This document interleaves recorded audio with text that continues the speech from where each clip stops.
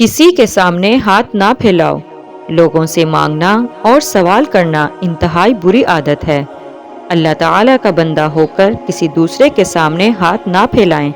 اسلام ایسے برے کام کو بالکل پسند نہیں کرتا اور اپنے ماننے والوں کو اس سے بچنے کی تاکید کرتا ہے، اور ہر ایک کو خودداری اختیار کرنے اور محنت کر کے کمانے کی تعلیم دیتا ہے۔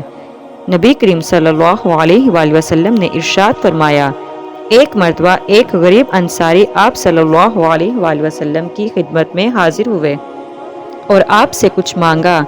آپ صلی اللہ علیہ وآلہ وسلم نے فرمایا، کیا تمہارے گھر میں کوئی چیز ہے؟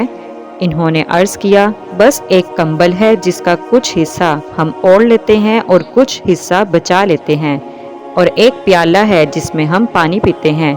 آپ نے ارشاد فرمایا، یہ دونوں چیزیں میرے پاس لے آؤ۔ انہوں نے وہ دونوں چیزیں آپ صلی اللہ علیہ وآلہ وسلم کی خدمت میں پیش کر دیں۔ آپ نے وہ کمبل اور پیالہ ہاتھ میں لیا اور ارشاد فرمایا، کون ان دونوں چیزوں کو خریدنے کے لیے تیار ہے؟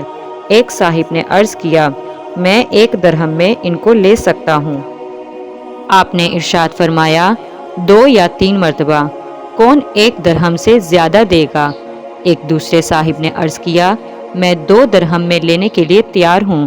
آپ صلی اللہ علیہ وآلہ وسلم نے دونوں چیزیں ان کو دے دیں اور ان سے 2 درہم لے کر اس انصاری کے حوالے کر دیے اور ارشاد فرمایا، 1 درہم سے تم کھانے کا کچھ سامان لے کر اپنے گھر والوں کو دے دو اور دوسرے درہم سے ایک کلہاڑی خرید کر میرے پاس لاؤ۔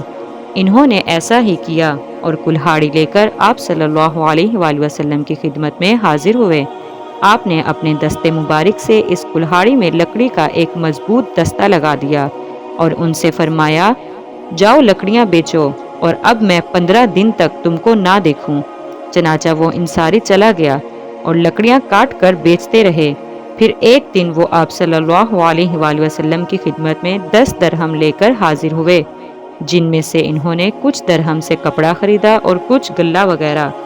آپ صلی اللہ علیہ وآلہ وسلم نے فرمایا، یہ تیرے لیے اس سے بہتر ہے کہ تو لوگوں سے مانگے جس کی وجہ سے قیامت کے دن تیرے چہرے پر داغ ہو۔ جزاک اللہ۔